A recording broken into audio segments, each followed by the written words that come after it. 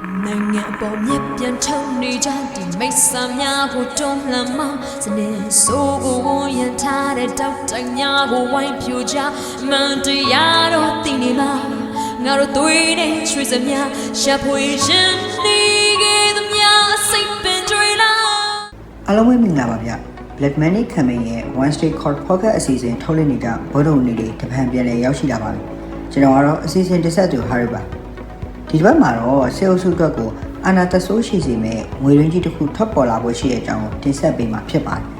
ဒါကတော့2021ဖေဖော်ဝါရီစစ်အာဏာလုယူပြီးတဲ့နောက်မှာဆေးအုပ်စုလောက်ခံမြမရေနယ်နဲ့တဘာတုံးဝေးလုပ်ငန်း MOG နဲ့ပထမဆုံးလက်မှတ်ထိုးလှုပ်ဆောင်ကြတဲ့တနင်္လာရီကန်းတော်ကမင်းရဲ့သူရေနယ်တဘာတုံးဝေးစီမံကိန်းတဲ့အကြောင်းပဲဖြစ်ပါတယ်ဆိုတော့ဘာကြောင့်ဝင်ငွေတွင်လဲဆိုတာကိုမပြောခင်မင်းရဲ့သူစီမံကိန်းရဲ့တမိုင်းကြောင့်ကျွန်တော်တို့အရင်လေ့လာကြည့်အောင်ဆိုတော့မင်းရဲ့သူဆိုတာကတော့စီမံကိန်းရဲ့နာမည်ဖြစ်ပြီးတော့မှတနင်္လာရီကန်းတော်ရေနယ်လောက်ကွက်တွေက M10 ဆိုတဲ့လောက်ကွက်ဖြစ်တယ်ပေါ့နော်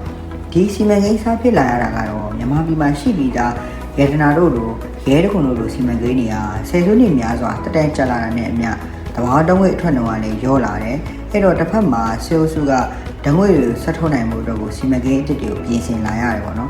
ဒါကြောင့်လည်းဒီရေနံစီမံကိန်းအသစ်တွေလောက်ကသစ်တွေအတွက်ကိုဘူမိဗေဒဆိုင်ရာစူးစမ်းလေ့လာမှုတွေကိုဒါ2021မတိုင်မီကလေးကလှုပ်ဆောင်နေကြတဲ့အထက်မှာအခုဒီမင်းရဲ့သူလို့ခေါ်တဲ့ M10 လောက်ကွက်ကိုကမ္ဘာအဆင့်မီစီးပွားရေးထုတ်လုပ်နိုင်မှုဒါပြင်ဆင်နေကြတယ်ဓာတ်ငွေအရေးတွေကလည်းထိတ်ဆုံနေတာပါတယ်ဆိုတော့2021ဖေဖော်ဝါရီဒီစစ်အာဏာလုယူခံရပြီးတဲ့နောက်ပိုင်းမှာဒီမြမရေနံနဲ့တဘာတုံးဝေးလုပ်ငန်း MOG ဟာစေအုပ်စုလက်အောက်ကိုအပြည့်အဝရောက်ရှိသွားတယ်ပေါ့နော်ဆိုတော့ဒီကနေရတဲ့နိုင်ငံခြားဝင်ငွေအားလုံးကိုစေအုပ်စုကသူတို့လိုအပ်နေတဲ့လက်နက်ခဲယမ်းတွေနောက်ဒီနည်းပညာတွေလေယာဉ်စီတွေနောက်လေယာဉ်နဲ့ဆက်ဆက်ပစ္စည်းတွေဒါတွေကိုဝယ်ယူတဲ့နေရာမှာသုံးနေကြတာဖြစ်တယ်ဒါကြောင့်ပဲဒီရှိပြီးသားရေနံတဘာတုံးဝေးစီမံကိန်းတွေဖြစ်ကြတယ်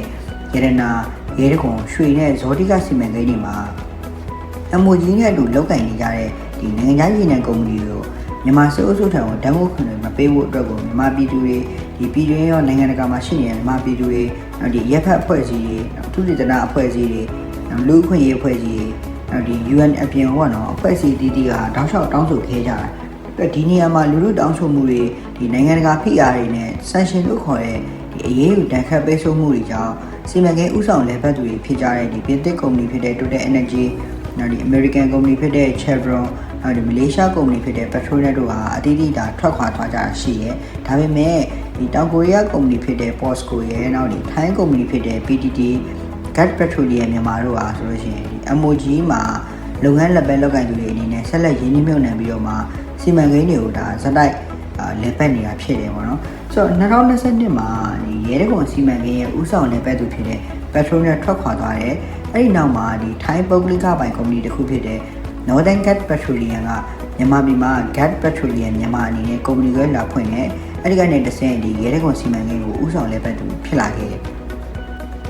ဆိုတော့အခုရဲတကွန်စီမံကိန်းကြောင့်ပြောနေရတာကတော့အခြားတော့မဟုတ်ဘူးเนาะလက်ရှိဥဆောင်လည်ပတ်နေတဲ့ဒီ Gas Petroleum မြန်မာကုမ္ပဏီကြောင့်ပဲဖြစ်တယ်ဆိုတော့အခုမင်းရဲ့သူစီမံကိန်းတစ်ဖြစ်လာရတာကလည်းဒီ Gas Petroleum မြန်မာကလုပ်ငန်းဥဆောင်လည်ပတ်သူ operator အဖြစ်နဲ့ဆက်ပြီးတော့ရှိနေကြလို့ဖြစ်တယ်ပေါ့နော်ဆိုတော့ဒီ Gas Petroleum မြန်မာ GBM ကုမ္ပဏီအားဆိုလို့ရှိရင်လက်ရှိမှာရဲတဝန်စီမံကိန်းရဲ့လုပ်ငန်းဥဆောင်လည်ပတ်နေသူဖြစ်တယ်လို့အခုဒီအတစ်လုံးမဲ့မင်းရဲ့သူစီမံကိန်းအားဆိုလို့ရှိရင်လည်းရဲတဝန်နားမှာရှိနေတဲ့အတွက်ကြောင့်ဘလို့ပေါ့နော်ဒီ GBM ကုမ္ပဏီကရှိပြီးသားဒီကမ်းလွန်ဓာတ်ငွေထုတ်လုပ်ရေးလုပ်ငန်းတွေနောက်ဒီအခြေခံအဆောက်အအုံတွေကိုအလွယ်တကူရရှိနေမှာဖြစ်တယ်ပေါ့လေဆိုတော့တစ်ဖက်မှာကျွန်တော်ဒီမြန်မာပြည်သူတွေကရှိပြီးသားစီမံကိန်းတွေကနေရနေတဲ့ဒီဓာတ်ငွေဝင်ငွေတွေကိုစေအုပ်စုထိန်းချုပ်ထားတဲ့ MOG ကိုမပေးဖို့ပြောနေတဲ့အချိန်မှာ Gas Petroleum မြန်မာက MOG နဲ့အတူမင်းရဲ့သူစီမံကိန်းတစ်တော့ကိုဒါပြီးခဲ့တဲ့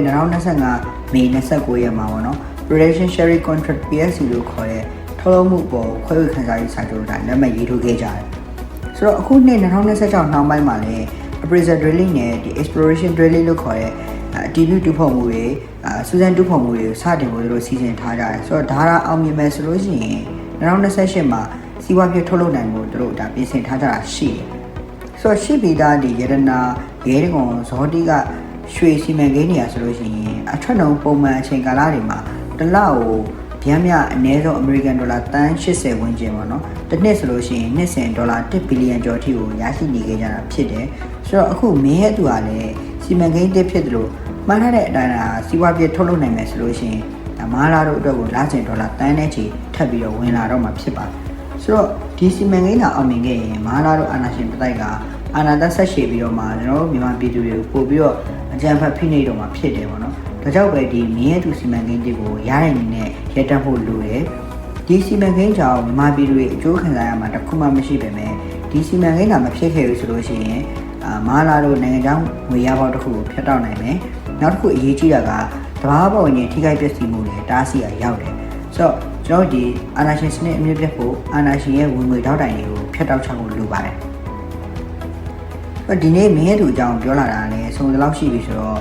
ကျွန်တော်ဒီနေ့တော့ဒီလောက်နဲ့ရက်လိုက်ကြရအောင်ဆိုတော့နောက်စီစဉ်မှာလည်းစေအုပ်စုရဲ့ဝင်ငွေတွင်းနောက်တစ်ခုအကြောင်းကိုတင်ဆက်ပေးမှာဖြစ်လို့ဆက်လက်ဆောင်ပြီးတော့နားထောင်ပေးပါအောင်နော်အားလုံးကျေးဇူးတင်ပါတယ်ကျွန်တော်ဟာရပါရှင်မိတ်ဆာများရဲ့တိတ်ကောက်ခါတဲ့တိတ်ခါများကိုချမန်တရားတွေရနိုင်ဖို့ကိုတောက်တများစွာလေးပြူမှာငါတို့အားလုံးတန်နိုင်ငါမတရားကြွမတိုင်များအပေါင်းစံများကိုမြင်မှန်တူပြပေသူများ